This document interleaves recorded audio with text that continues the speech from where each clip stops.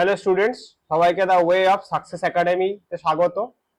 তো আমি রোববার একটা মক দিয়েছিলাম, লাইভ মক। তো অনেকে তোমরা দিয়েছো, অনেকে হয়তো দাওনি। তো কোশ্চেন গুলো নিয়ে আজকে অ্যানালাইসিস করবো, এটা নিয়ে চলো আজকে আলোচনা করা যাক। তো প্রথম কোশ্চেন ছিল কালীবঙ্গান। এটা আমরা সবাই জানি ইন্ডাস ভ্যালি সিভিলাইজেশনের অন্যতম একটা ইম্পর্টেন্ট সিটি।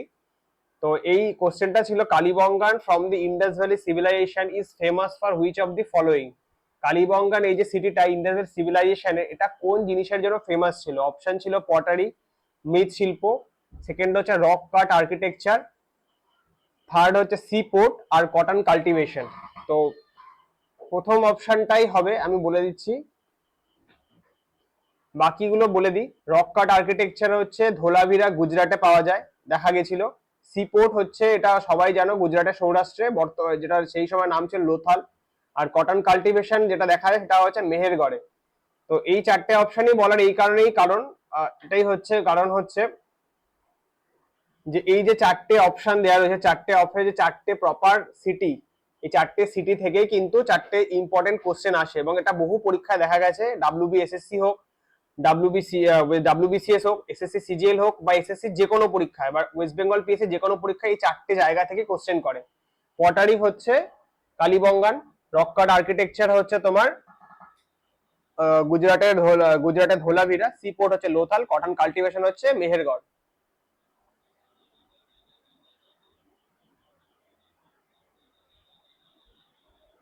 চলো নেক্সট কোশ্চেনে মুভ করি। পরের কোশ্চেন ছিল which among the following the oldest empire. এর মধ্যে কোন সাম্রাজ্যটা সব থেকে পুরনো? অপশন ছিল গুপ্ত সাম্রাজ্য, মৌর্য সাম্রাজ্য, কুষাণ সাম্রাজ্য, আর বর্ধন সাম্রাজ্য। তো অপশন হবে এখানে মৌর্য সাম্রাজ্য। মৌর্য সাম্রাজ্যের সবাই জানো প্রতিষ্ঠাতা হচ্ছে চন্দ্রগুপ্ত মৌর্য। এবার চন্দ্রগুপ্ত মৌর্যের সময় হচ্ছে বলা হয় ভারতবর্ষের সব থেকে সাম্রাজ্যটা হচ্ছে, মানে ধননন্দকে হারিয়ে ওই নন্দবংশের ধ্বংস করে বিষ্ণুগুপ্ত অর্থাৎ কৌটিল্যের সহায়তায় চন্দ্রগুপ্ত মৌর্য সাম্রাজ্য প্রতিষ্ঠা করে। বাকি এই বাকি যে দুটো সাম্রাজ্য ছিল, সেই সাম্রাজ্যগুলোর মধ্যে সব থেকে, দেখো, গুপ্ত সাম্রাজ্যের সব থেকে ইম্পর্টেন্ট কিং হচ্ছে, আমরা জানি, সমুদ্রগুপ্ত, যাকে ভারতবর্ষের নেপোলিয়ন বলা হয়। আর একজন ছিল হচ্ছে বিক্রমাদিত্য, আর একজন আছে স্কন্দগুপ্ত, যিনি শক দমন করেছিলেন। তারপরে হচ্ছে কুষাণ সাম্রাজ্য। কুষাণ সাম্রাজ্যের প্রতিষ্ঠাতা হচ্ছে ভীম কোদফিসেস। আর কুষাণ সাম্রাজ্যের সব থেকে গুরুত্বপূর্ণ রাজা হচ্ছে কনিষ্ক, যার মস্তকহীন মূর্তি পাওয়া যায়। এবং এই কুষাণ সাম্রাজ্যে যে কনিষ্কের মূর্তি পাওয়া যায় মস্তকহীন, এটা কিন্তু গান্ধার শিল্পের অন্যতম একটা নিদর্শন। আর রইল গিয়ে বর্ধন সাম্রাজ্য। বর্ধন সাম্রাজ্যের সব থেকে উল্লেখযোগ্য রাজা হচ্ছে হর্ষবর্ধন, এবং বর্ধন সাম্রাজ্যের কে পুষ্যভূতি বংশের সাম্রাজ্য, অর্থাৎ পুষ্যভূতি ডাইনাস্টিও বলা হয়।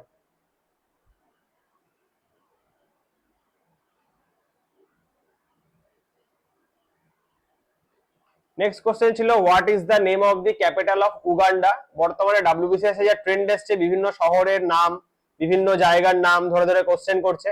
তো এখানেও একটা কোশ্চেন ছিল যে উগান্ডা, আমরা জানি উগান্ডা হচ্ছে আফ্রিকা মহাদেশে অবস্থিত, এবং উগান্ডার যে রাজধানী, উগান্ডার রাজধানীর নাম কি? অপশন হচ্ছে বুলেঙ্গো, কাম্পালা, লুয়ান্ডা, না মোগাদিশু।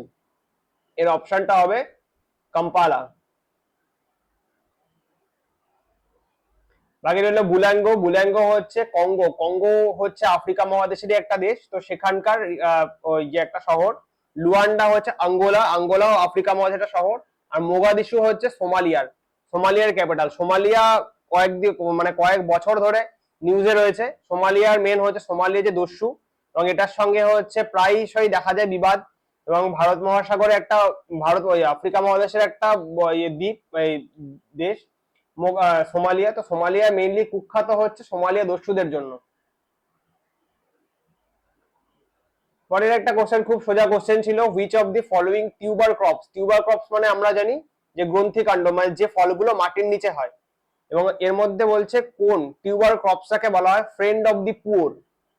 অপশন হচ্ছে পটেটো, সুইট পটেটো, ইয়াম, আর অনিয়ন। মানে খুব সহজলভ্য ফল, এটা হবে অপশন এ, পটেটো, আলু।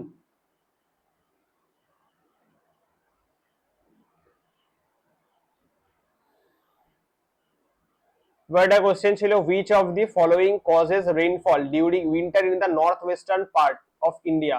অপশন ছিল retreating monsoon, western disturbances, cyclonic pressure, south west monsoon. Mainly বলা হয়েছে যে শীতকালে এই যে ভারতবর্ষের উত্তর পশ্চিম ভারতবর্ষে যে মূলত বৃষ্টিপাত হয় সেটা কোন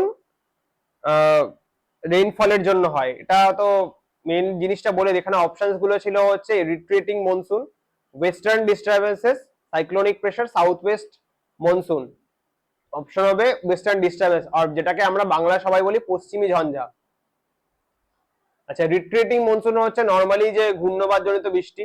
সাইক্লোনিক প্রেসার হচ্ছে যে যখন জল গরম হচ্ছে, যখন আবহাওয়া গরম থাকে তখন কি একটা ঘূর্ণবাতের সৃষ্টি হচ্ছে। কারণ আমরা জানি কি যে যদি আবহাওয়া গরম থাকে, অর্থাৎ কি গ্রীষ্মকালে কি হয় মেইনলি তোমার চারপাশের কি ওই যে যে জায়গাটা থাকে, মানে যে অঞ্চলটা সব থেকে বেশি গরম থাকে সেইখানে ঠান্ডা বায়ুগুলো উপরে উঠে যায়, সেই গরম বায়ুগুলো উত্তপ্ত উপরের দিকে উঠে যায়, আর সেই জায়গাটা ফিল করার চেষ্টা করে শীতল বায়ুগুলো এসে, এবং সেই সময় যে ঘূর্ণবাতের সৃষ্টি হয় সেটাই বলছে সাইক্লোনিক প্রেসার। আর সাউথ ওয়েস্ট মনসুন এটা হচ্ছে মেইনলি ভারতবর্ষে বৃষ্টিপাতের মূল কারণ।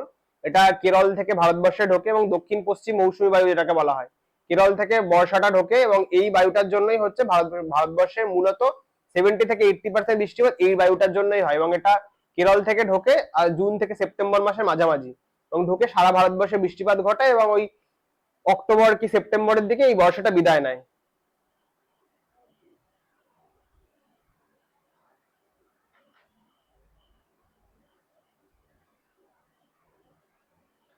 পরের একটা কোশ্চেন ছিল সোনার। সোনার হচ্ছে, এটা অনেকেই জানো সোনার জিনিসটা কি, তাও বলছি। সোনার এর মধ্যে কোন ওয়েভটা ছাড়ে? এখানে অপশন ছিল radio waves, ultrasonic waves, magnetic waves না লাইট ওয়েভস। অপশন হবে এখানে আল্ট্রাসনিক ওয়েভস। সোনার জিনিসটা কি? সোনার হচ্ছে ধরো যখন সমুদ্রের তলদেশে অনেক উচ্চতায় কোনো সে খনিজ পদার্থ হোক বা কোনো জাহাজ ডুবে গেছে কিনা, তো সেই জিনিসপত্রে যখন আমরা খুঁজে বার করার চেষ্টা করি তখন কি করে সমুদ্রের উপরে যে জাহাজটা থাকে সেই জাহাজ থেকে কোনো একটা পার্টিকুলার জায়গায় এই আল্ট্রাসনিক ওয়েভ ছাড়তে থাকে, এবং এই আল্ট্রাসনিক ওয়েভটা সমুদ্রের গভীর অব্দি পৌঁছে, এবং সেই তলদেশে যদি কোনো জাহাজ বলো, কোনো খনিজ পদার্থ বলো বা কোনো জিনিসপত্র এরকম থাকে যেটা মেটালিক অন্য এরকম কিছু, তাহলে সেটা কি করে ওই সোনার ওয়েভটাকে ব্যাক করে।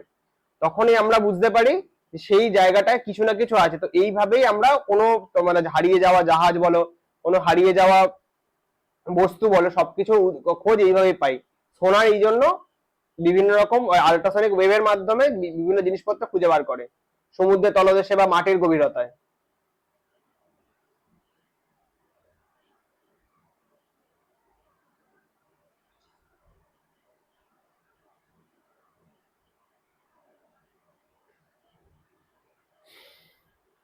এর মধ্যে বলেছে, এটা রিসেন্ট, এটা খুব কমন কারেন্ট অ্যাফেয়ার্স এরই কোশ্চেন ছিল, which state has recently announced the implementation of Hindi as a common third language in schools. মানে প্রত্যেকটা রাজ্যে আমরা জানি আঞ্চলিক কিছু ভাষা থাকে এবং সেই ভাষাটাকে তারা তাদের প্রায়োরিটি দেয়। তো এর মধ্যে কোন রাজ্য হিন্দি, এর মধ্যে কোন রাজ্য তাদের আঞ্চলিক ভাষা, তারপরে সবাই আমরা জানি ইংলিশ হচ্ছে খুব কমন ল্যাঙ্গুয়েজ, অফিসিয়াল ল্যাঙ্গুয়েজ, এবং তারপরে হিন্দিটাকে রেখেছে স্কুলে শেখানোর জন্য। এর মধ্যে চারটে অপশন ছিল, গুজরাট, মহারাষ্ট্র, ওয়েস্ট বেঙ্গল, মধ্যপ্রদেশ। অপশন হবে এখানে মহারাষ্ট্র। মহারাষ্ট্র গভর্নমেন্ট রিসেন্টলি স্কুলে হিন্দিটাকে থার্ড ল্যাঙ্গুয়েজ হিসাবে পড়ানো বাধ্যতামূলক করেছে।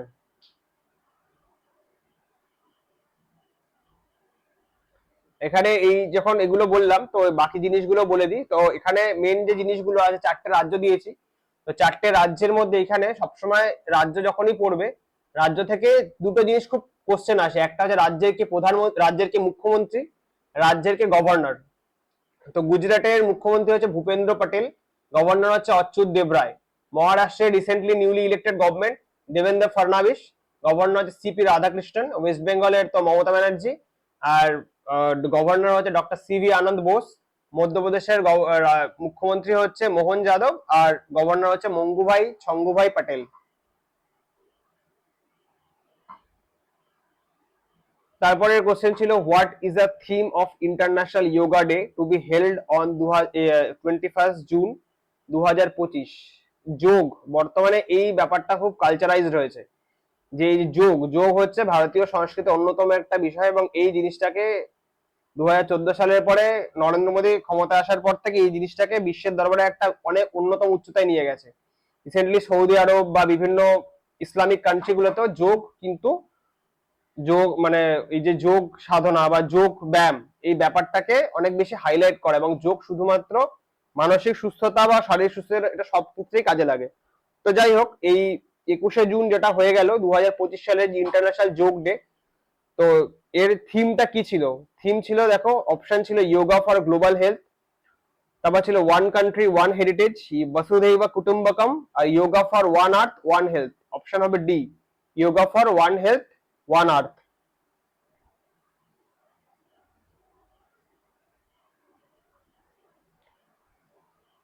আর এই যে মিনিস্ট্রি অফ আয়ুষ বা গভর্নমেন্টের যে মিনিস্ট্রি অফ আয়ুষ, সেই মিনিস্ট্রি অফ আয়ুষই হচ্ছে মেইনলি যে ইন্টারন্যাশনাল যোগা ডে বা এর টেস্টিমোনিয়ালস বা এগুলো যে সমস্ত কার্যক্রম আছে এটা মিনিস্ট্রি অফ আয়ুষে দেখাশোনা করে। তারপর এটা তো সবারই জানা কোশ্চেন, যারা যে আইপিএল দেখে সবাই বলতে পারবে, highest wicket in IPL history. IPL এ সব থেকে বেশি উইকেট কে পেয়েছে? অপশন ছিল সুনীল নারিন, কলকাতা নাইট রাইডার্সের প্লেয়ার, যজুবেন্দ্র চাহাল, ভুবনেশ্বর কুমার, জসপ্রীত বুমরা। অপশন হবে এখানে যজুবেন্দ্র চাহাল।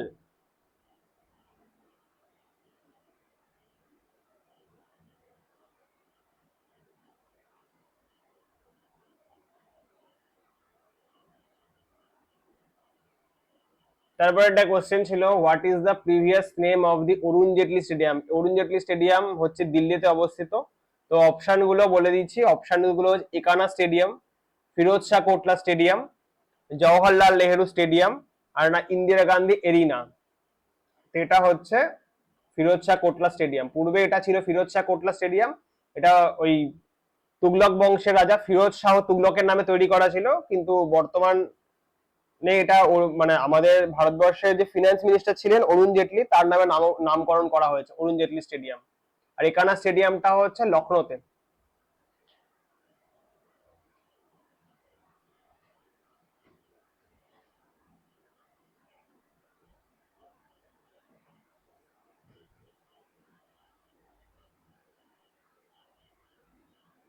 আচ্ছা, যাই হোক, ওই পরের কোর্সে যাওয়ার আগে আমি একটা জিনিস বলে দিই, আমাদের যে ওয়ে অফ সাকসেস একাডেমি একটা নতুন বাংলা ও ইংলিশ ব্যাচ নিয়ে আসছে, যেখানে সম্পূর্ণ সিলেবাস কভার করা হচ্ছে।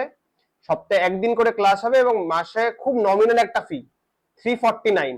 এখানে স্পেশাল কিছু ফিচার্স থাকছে, অনলাইন লাইভ ক্লাসেস থাকবে, ডাউট সলভিং সেশনস থাকবে, রেগুলার নোটস মানে যে ক্লাসগুলো করানো হবে সেগুলোর প্রপার নোটস দেওয়া হবে এবং তার প্রপার পিডিএফ দেওয়া হবে, এবং সব থেকে বড় ব্যাপার এখানে 1-to-1 মেন্টরশিপ থাকবে, সবার জন্য উপযোগী হবে এবং পরীক্ষা ভিত্তিক গাইডেন্স। মানে অনেকেই আছে দেখেছি যে কিছু ক্লাস প্রতিশ্রুতি দিয়ে শেষ করে না, কিন্তু আমাদের এরকম কোনো ব্যাপার নেই। মানে যদি কেউ কোর্স রেজিস্টার করো, প্রথমেই হচ্ছে তোমাকে যা কোর্সের ডিউরেশন থাকবে পুরো কোর্স শেষ করিয়ে দেওয়া হবে এবং প্রপার গাইডেন্স দিয়ে এবং 1-to-1 মেন্টরশিপ দিয়ে। ডাব্লিউবিসিএস আমাদের এই যে গোটা কোর্স লঞ্চ করছি আমরা, সেটা হচ্ছে mainly WBCS, WBPSC, police, SSC, WBSSC পরীক্ষার্থীর জন্য একটা আদর্শ একটা ব্যাচ হতে চলেছে। আসন খুব সীমিত, তো সবাইকে বলো প্রথমেই এখানে রেজিস্টার করে নাও, কারণ এই যে সুযোগ, এত কম দামে এত নমিনাল ফিতে এত কিছু কন্টেন্ট, এত মেটেরিয়ালস রয়েছে, প্লাস 1-to-1 মেন্টরশিপ, গাইডেন্স, এত কিছু আছে, এই জিনিসগুলো কিন্তু আগে কোনোদিন বাংলায় হয়নি এবং পরেও আশা করি, জানি না পরে হবে কিনা, বাট এটা একদম শেষ সুযোগ। এই অপরচুনিটি এখনই গ্র্যাব করে নিতে হবে। আচ্ছা, একটা কোশ্চেন ছিল, which state top in the medal tally at the Khelo India youth games? মানে বর্তমানে রিসেন্টলি খেলো ইন্ডিয়া ইউথ গেমস লঞ্চ হয়েছিল এবং এখানে অপশন ছিল হচ্ছে এর মধ্যে কোন স্টেট মেডেল ট্যালিতে টপ করেছে। অপশন ছিল রাজস্থান, হরিয়ানা, মহারাষ্ট্র না মধ্যপ্রদেশ। এর অপশনটা হবে মহারাষ্ট্র।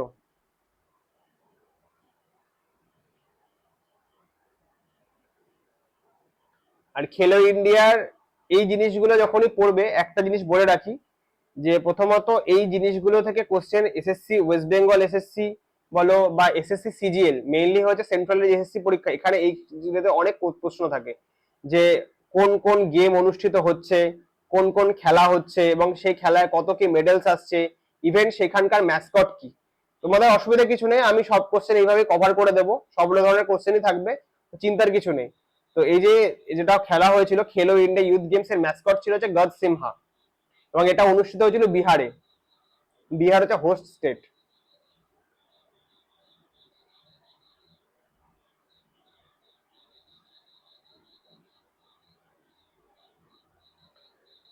তারপর একটা ইতিহাসের কোশ্চেন ছিল, who adopted the policy of consolidation instead of expansion by eliminating rebels. এখানে একটা কোশ্চেন আছে, প্রশ্নটা বলছে যে এর মধ্যে কোন সুলতান বা কোন শাসক মানে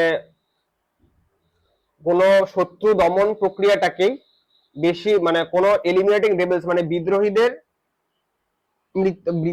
এলিমিনেট করা এটা বন্ধ রেখে নিজের যে সাম্রাজ্য সেই সাম্রাজ্যের ভেতরে সংস্কার সাধন করেছিল। অপশন ছিল হচ্ছে আকবর, গিয়াসউদ্দিন বলবন, সুলতান নাসিরউদ্দিন মাহমুদ শাহ, না বখতিয়ার খিলজি। এর অপশন হবে হচ্ছে গিয়াসউদ্দিন বলবন। গিয়াসউদ্দিন বলবন থেকে বলে দিই, গিয়াসউদ্দিন বলবন হচ্ছে ইলতুৎমিশের পরবর্তী শাসক, যে দিল্লি সাম্রাজ্য সুলতানি সাম্রাজ্যকে একটা অন্য মাত্রায় নিয়ে গেছিল। এবং গিয়াসউদ্দিন বলবন হচ্ছে জীবনের প্রথম দিকে মেওয়াতি দস্যু, যারা হচ্ছে মেওয়াতি যে দস্যু এদের দমন করেছে, এবং তারপরে উনি নিজের সাম্রাজ্যটাকে সংস্কার সাধন করেছিল। আর পরবর্তীতে কোনো ঝগড়া ঝামেলা কোনো যুদ্ধে লিপ্ত হননি, এবং শুধুমাত্র মেওয়াতি দস্যুদেরই তিনি দমন করেছিলেন। এবং পরবর্তীকালে ওই যে সব একটা জিনিস ছিল সেই সময় 40 চক্র বা বান্দেগানি চেহেলগান, গিয়াসউদ্দিন বলবান প্রথমে নিজেও এই 40 চক্রের সদস্য ছিলেন, এবং পরবর্তীকালে তিনি সুলতান হওয়ার পরে 40 চক্রকে ভেঙে দেন।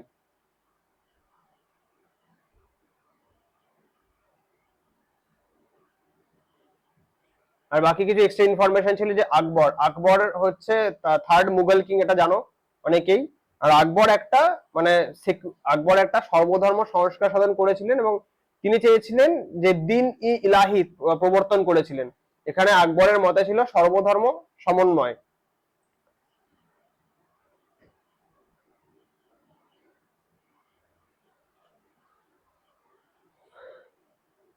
এবার এটা কোশ্চেন ছিল, which committee was set up to investigate the Jallianwala Bagh massacre. এর মধ্যে কোন কমিটি জালিয়ানওয়ালাবাগ যে হত্যাকাণ্ড হয়েছিল সেই হত্যাকাণ্ডের প্রপার পর্যালোচনা করার জন্য এবং রিপোর্ট পেশ করার জন্য তৈরি করা হয়েছিল? অপশন ছিল স্যাডলার কমিটি, তারপরে ছিল হান্টার কমিটি, তারপরে ছিল হার্টক কমিটি, র্যাটক্লিফ কমিটি। এর অপশনটা হবে হান্টার কমিটি।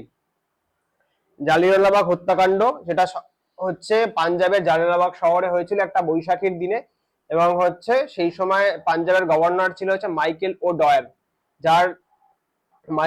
ছিল পাঞ্জাবের কমিশনার, এবং সেই সময় যে পুলিশ কমিশনার ছিল জেনারেল ডয়ার। তো মাইকেল ও ডয়ারের নির্দেশ এবং জেনারেল ডয়ারের উপস্থিতিতে ওই পাঞ্জাবের শত শত নিরস্ত্র মানুষকে হত্যা করা হয় পাঞ্জাবের জালিয়ানওয়ালাবাগ শহরে।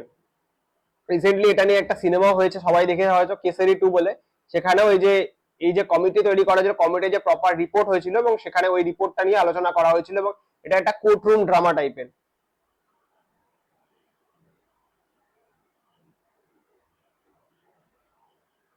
আচ্ছা, বাকিগুলো বলে দিই। Sadler committee, Hartog committee, Ratcliffe committee. Ratcliffe committee সবাই জানো, র্যাটক্লিফ কমিটি হয়েছে যে যখন ভারতবর্ষ স্বাধীনতা পায় 1947 এর আগে, ভারতবর্ষ আর পাকিস্তান এর যে বাউন্ডারি অর্থাৎ বর্ডার লাইন মানে ভারতের সীমানা কি হবে, পাকিস্তানের সীমানা কি হবে, ইভেন পূর্ব পাকিস্তান অর্থাৎ বাংলাদেশের সীমানা কি হবে, এই সীমানা নির্ধারণ করার জন্য র্যাটক্লিফকে ডাকা হয়েছিল, এবং তার নেতৃত্বে তৈরি যে কমিটি সেটা হচ্ছে র্যাটক্লিফ কমিটি।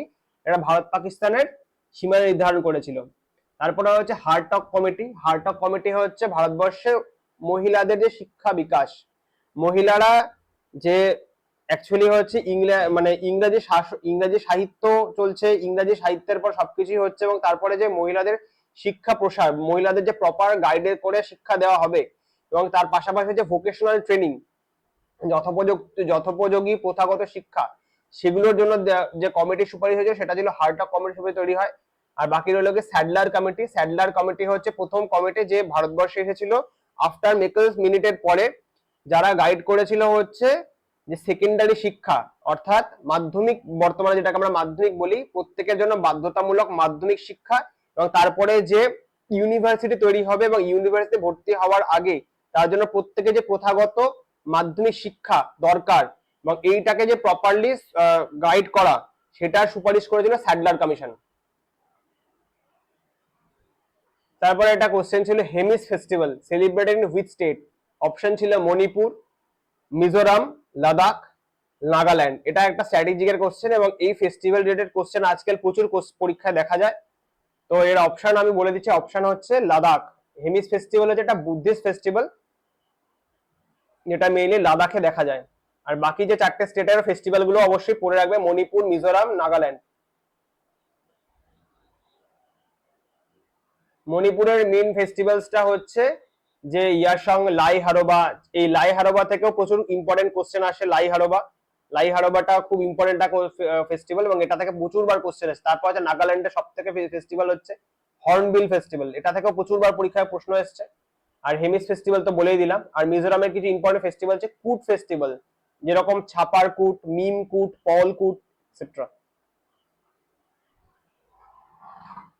এরপর একটা কোশ্চেন ছিল যে which of the following types of emergency declared under article 360 in the Indian constitution?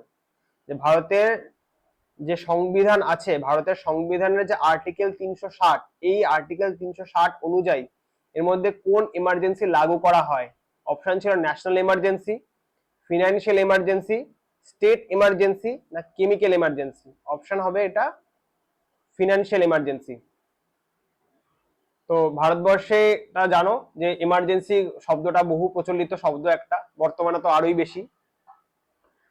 তো এখানে হচ্ছে ন্যাশনাল ইমার্জেন্সি হচ্ছে আর্টিকেল 352 এর আন্ডারে হয় এবং এটা কোন কোন কন্ডিশনে হয়? যখন ভারতবর্ষে ধরো বাইরে থেকে বহিঃশত্রু আক্রমণ করছে, আর্মি বিদ্রোহ করছে, সেনা বিদ্রোহ করছে, অথবা কোনো না কোনো দেশের সঙ্গে যুদ্ধ লেগে গেছে, সেই সময় ন্যাশনাল ইমার্জেন্সি লাগু হয়। আর স্টেট ইমার্জেন্সি হচ্ছে আর্টিকেল 356 এর আন্ডারে হয় এবং সেইটা তখনই হয় যখন স্টেট মেশিনারি কাজ করতে পারছে না, অর্থাৎ রাজ্য দ্বারা নির্বাচিত সরকার যখন সমস্ত শাসন ব্যবস্থা, সমস্ত কাজ করতে অসমর্থ এবং প্রচুর ঝামেলা লেগে রয়েছে এবং সরকার সেখানে কাজ করতে পারে, রাজ্য দ্বারা নির্বাচিত সরকার, তো সেইখানে তখন প্রেসিডেন্টের যে রুল সেটা পার্লামেন্টের সুপারিশে ওই সেই রাজ্যে স্টেট ইমার্জেন্সি লাগু হয়। আর ফিনান্সিয়াল ইমার্জেন্সি আর্টিকেল 360 এর আন্ডারে হয়, কিন্তু এটা বর্তমানে এখন অব্দি কোনোদিন ভারতবর্ষে লাগু হয়নি। 1992 সালে যখন ভারতবর্ষের বৈদেশিক মুদ্রা ভান্ডার প্রায় শেষের মুখে, তখন এইটা লাগু হওয়ার একটা সম্ভাবনা হয়েছিল, কিন্তু আমাদের সেই সময়ে যারা এলপিজি রিফর্ম করে, অর্থাৎ পিভি নরসিংহ রাও প্রধানমন্ত্রী ও তৎকালীন ফিনান্স মিনিস্টার মনমোহন সিং, তিনি যথাক্রমে এলপিজি রিফর্মস করেন, লিবারালাইজেশন, প্রাইভেটাইজেশন আর গ্লোবালাইজেশন, এই পলিসি লাগু করার মাধ্যমে ভারতবর্ষে তখন কিন্তু ফিনান্সিয়াল ইমার্জেন্সি আটকানো গিয়েছিল। তারপরে একটা কোশ্চেন ছিল the regulatory body of the insurance companies in India. এই যে ইন্স্যুরেন্স কোম্পানি, আজকাল তো প্রায় আকছার লবা সবাইকে ফোন করে ইন্স্যুরেন্স করুন, এই করুন, সেই করুন। এই যে ইন্স্যুরেন্স কোম্পানি যেগুলো, এই ইন্স্যুরেন্স কোম্পানিগুলোকে রেগুলেট করে কে, বা কোন অথরিটি ইন্স্যুরেন্স কোম্পানিগুলোকে রেগুলেট করে? এর অপশন ছিল চারটে, আরবিআই, সেবি, আইআরডিএআই আর এনডব্লিউএআই। অপশন হবে এখানে আইআরডিএআই।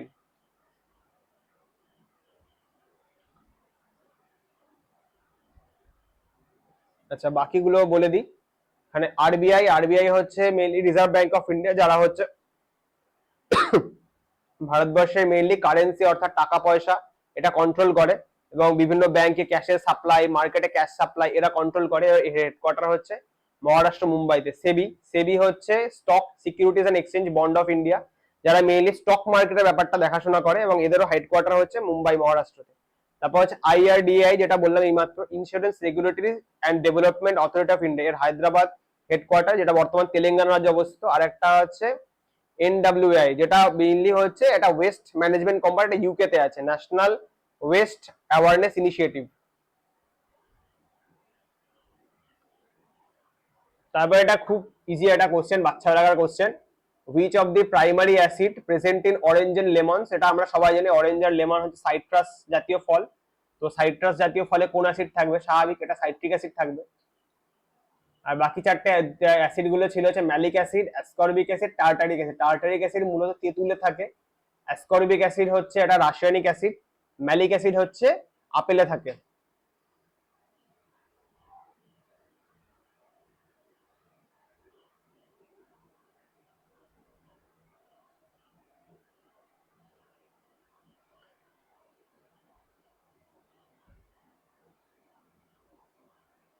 একটা কোশ্চেন ছিল, what is prescribe to be eaten in large amount to get relief from constipation? মানে কনস্টিপেশন জনিত সমস্যা থাকলে কোন জাতীয় খাবার বেশি খাওয়ার পরামর্শ দেওয়া হয়? অপশন ছিল vitamins, fat, fibre, protein. Option হবে এখানে ফাইবার। তো মেইনলি ভিটামিন জাতীয় খাবার হচ্ছে খনিজ মৌল থাকে। ফ্যাট জাতীয় খাবার তো খেলে একদম সবকিছু ব্লক হয়ে যায়।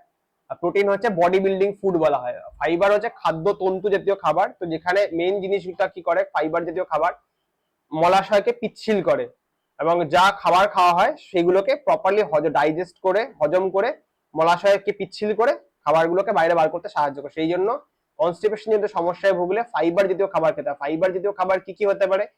ভাত হতে পারে, রুটি হতে পারে, বা শস্য জাতীয় খাবার যেরকম জোয়ার বাজরার কোনো সবজি, জোয়ার বাজরা কোনো শস্য হতে পারে, রুটি হতে পারে, এগুলো।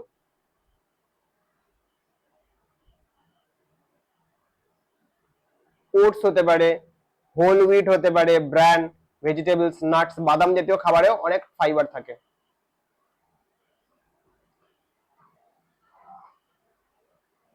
তারপরে একটা কোশ্চেন ছিল, which freedom fighter wrote the new lamp for the old ones in series of 9 articles? এর মধ্যে কোন স্বাধীনতা সংগ্রামী লিখেছিলেন new lamp for the old ones 9টা আর্টিকেলে?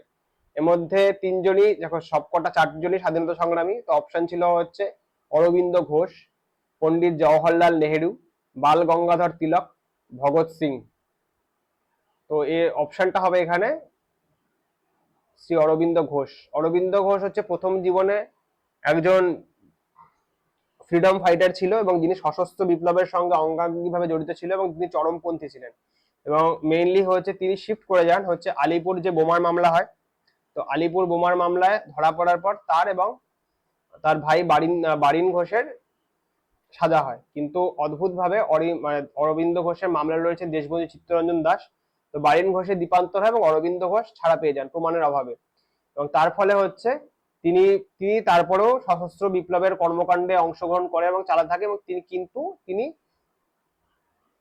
ট্রানজিশন করে যান নিজে ফ্রিডম ফাইটার থেকে সাধু হয়ে যান, অর্থাৎ শান্ত হয়ে যান, এবং তিনি থাকেন কোথায়, পন্ডিচেরিতে গিয়ে, এবং তিনি সেইখানে গিয়ে গোপনে ভারতের সশস্ত্র বিপ্লবের সঙ্গে অঙ্গাঙ্গিভাবে জড়িত থাকেন এবং বিপ্লবের কর্মকাণ্ড পরিচালনা করতে থাকে। এবং তারপরে আস্তে আস্তে সেই কারণে তিনি সেখানেই লিখেছিলেন এ ধরনের দার্শনিক চিন্তা ভাবনার বই লিখেছিলেন, new lamp for the old ones. এবং এই বইগুলো মেইনলি স্বাধীনতা সংগ্রামের উদ্বুদ্ধ করার বই ছিল। তারপরে ছিল পন্ডিত জওহরলাল নেহেরু, যার লেখা অত্যন্ত গুরুত্বপূর্ণ বই the Discovery of India. Bhagat Singh এর বই কিছু আছে। বাল গঙ্গাধর তিলক হচ্ছে মারাঠার কেসরি পত্রিকা সম্পাদক, যিনি হচ্ছে মহারাষ্ট্রে গণপতি ও শিবাজী উৎসবের প্রচলন করেন। আর ভগৎ সিং লিখেছিলেন জেলবন্দি অবস্থায় যে why I am N atheist. এই চারটে জিনিসই বললাম তার কারণ এই চারটে যে অপশনস গুলো ভালো করে খেয়াল করবে, এবং এই অপশনস গুলো থেকেও কিন্তু পরবর্তীকালে, এবং অপশনস গুলোর মধ্যে কে কোন বইটা লিখেছেন এগুলো থেকেও কিন্তু পরবর্তীকালে পরীক্ষায় অনেক অনেক কোশ্চেন আসতে পারে।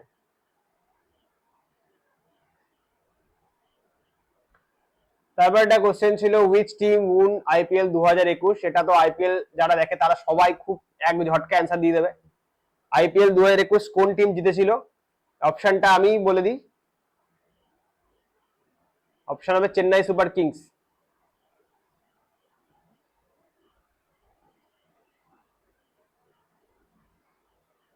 সিএসকে, মাহি ভাইয়ের টিম।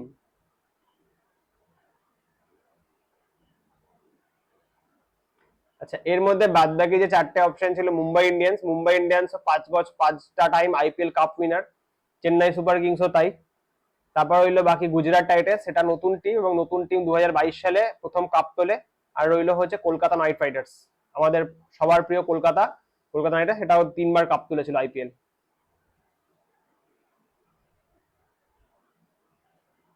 তারপর একটা কোশ্চেন ছিল হচ্ছে, which article of the constitution of India governs the population census? এই যে রিসেন্টলি দেখবে সবাই আজকাল সেন্সাস নিয়ে খুব আলোচনা করছে, এবং বর্তমানে যে গভর্নমেন্ট বর্তমান যে সরকার, কেন্দ্রীয় সরকার, তারাও বলেছে যে খুব শীঘ্রই আমাদের জনগণনা হবে, এবং 2011 সালের পরে এইটাই আবার জনগণনা হবে, খুব সম্ভবত 2027 সালে হয়তো জনগণনা শুরু হতে পারে। এখানে অপশনস গুলো ছিল আর্টিকেল 163, আর্টিকেল 246, আর্টিকেল 153 আর আর্টিকেল 239। অপশন হবে অপশন হবে আর্টিকেল 246।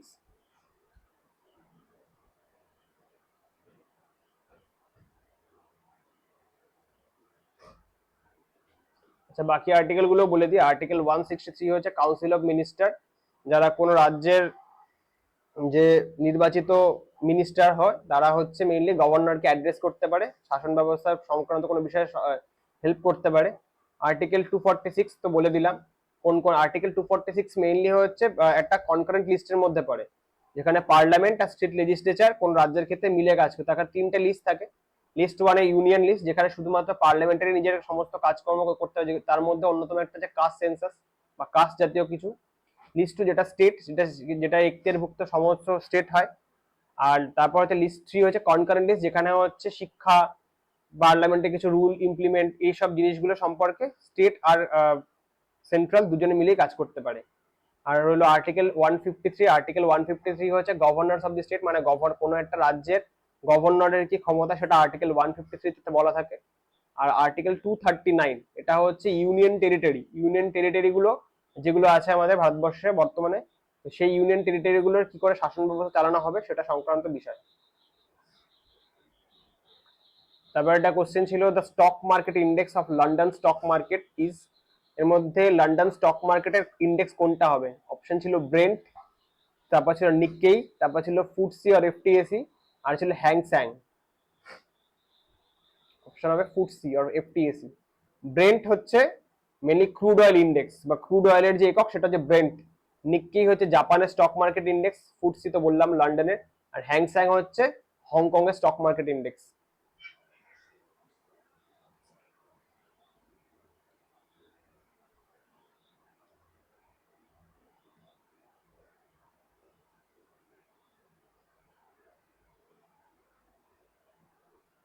তারপরে প্রশ্ন ছিল height of the Kanchenjunga peak. Kanchenjunga peak এর হাইট কত? 8,848, 8,586, 8,611, 8,485। অপশন হবে এখানে 8,548। 8,848 হচ্ছে এভারেস্ট বা মাউন্ট এভারেস্টের হাইট। 8,611 হচ্ছে গডউইন অস্টিন বা কেটুর হাইট। আর 8,485 হচ্ছে মাউন্ট মাকালু হাইট।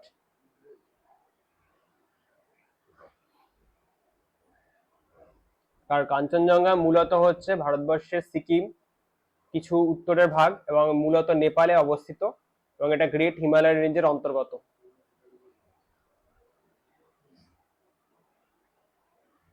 আচ্ছা, এখানে বাকি একটা কোশ্চেন ছিল স্টক এক্সচেঞ্জ। এই কিছুক্ষণ আগে কথা হয়েছে স্টক এক্সচেঞ্জ নিয়ে, বিভিন্ন স্টক ইন্ডেক্স নিয়ে। যে স্টক এক্সচেঞ্জ এগুলো কোন কোন কাজে সাহায্য করে? ফার্স্ট অপশন ছিল providing liquidity to the existing securities, মানে যে সিকিউরিটিস অর্থাৎ যেগুলো পড়ে সেই সিকিউরিটিস গুলোকে লিকুইডিটিতে সাহায্য করে। কন্ট্রিবিউটিং ইকোনমিক গ্রোথ, অর্থনৈতিক যে গ্রোথ সেটাকে গ্রো করতে সাহায্য করে। প্রাইসিং অফ সিকিউরিটিস গুলোর যে প্রাইসিং সেগুলো মেনটেন করতে সাহায্য করে। না অল অফ দেওয়া, অর্থাৎ সবকটাই? কোনটা হবে অপশন? অপশন হবে এখানে সবকটাই, কারণ স্টক এক্সচেঞ্জ সব এর মধ্যে সবকটা জিনিস করতেই সাহায্য করে।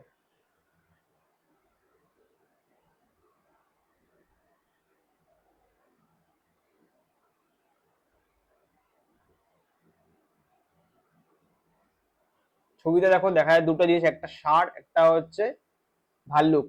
এখানে দুটো খুব কমন জিনিস স্টক মার্কেটে, একটা বলে বিয়ার, একটা হচ্ছে বুল। যখন কোনো স্টক মার্কেটে কোনো স্টকের ভ্যালু বাড়তে থাকে তখন সেটাকে বলে বিয়ার গ্রোথ, আর যখন ভ্যালু পড়তে থাকে তখন সেটাকে বলে বুল গ্রোথ।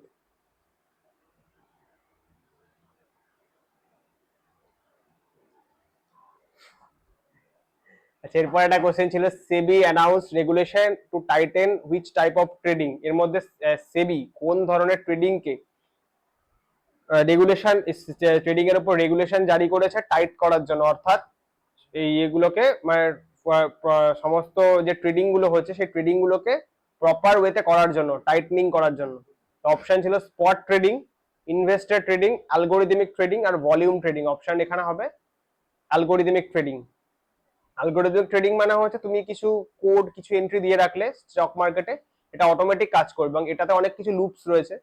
আর তারপরে স্পট ট্রেডিং হচ্ছে, স্পট ট্রেডিং মানে কি, তুমি ইনস্ট্যান্ট কিছু কিনলে সেটার মালিক হলে, আবার যখন ধরো স্টকের ভ্যালুটা বেড়ে গেল ভ্যালুটা কমে গেল, তখন সেগুলো বেচে দিলে। ইনভেস্টর ট্রেডিং হচ্ছে কোনো ইনভেস্টর পয়সা নিয়ে মার্কেটে নামছে, কিছু জিনিসপত্র কিনছে, মার্কেটে পয়সা ইনভেস্ট করছে, করে কেনাকাটা করছে, এটা হচ্ছে ইনভেস্ট। আর ভলিউম ট্রেডিং হচ্ছে একসঙ্গে প্রচুর কিছু জিনিস কেনা স্টক মার্কেটে, বা প্রচুর স্টক কিনে নিচ্ছে, এটা হচ্ছে ভলিউম ট্রেডিং।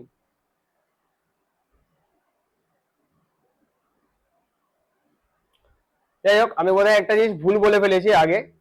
তো ওই বিয়ার আর বুল সম্পর্কে বলছিলাম। তো বিয়ার হচ্ছে যে যখন কোনো স্টকের ভ্যালু পড়ে যায়, অর্থাৎ এখানে দুটো জিনিসের রেফারেন্স দিচ্ছিলাম, বিয়ার আর বুল।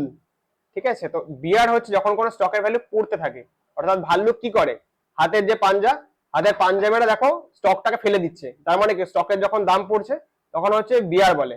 আর হচ্ছে তারপর হচ্ছে বুল। বুল হচ্ছে সার। সার কি করে দেখো, খুঁচিয়ে সবকিছু তুলে দিচ্ছে, অর্থাৎ কি যখন কোনো স্টকের ভ্যালু তুলতে হচ্ছে তখন কি হচ্ছে, স্টকটাকে দেখো খুঁচিয়ে একদম উপরে একদম পিক পজিশনে তুলে দিচ্ছে, সেই কারণে হচ্ছে বিয়ার আর বুল। এই দুটো কমন টার্ম, খুব স্টক মার্কেটের সঙ্গে বা স্টক এক্সচেঞ্জের ক্ষেত্রে খুব সিগনিফিকেন্ট। চলো আজকের মতো শেষ করছি অ্যানালিসিস। আমি আবার সামনের সপ্তাহে একটা মক নেব, তোমরা অবশ্যই মক গুলো দিও এবং এটা প্রচুর হেল্প হবে। এবং আমার অ্যানালিসিস গুলো দেখো, এখানে আমি সবকিছু অ্যানালিসিস আমি ধরে ধরে করছি, এবং প্রপার যে কোশ্চেনের অপশনস গুলো থেকে কি কোশ্চেন আসতে পারে সবকিছু নিয়ে আলোচনা করব। চলো, থ্যাংক ইউ।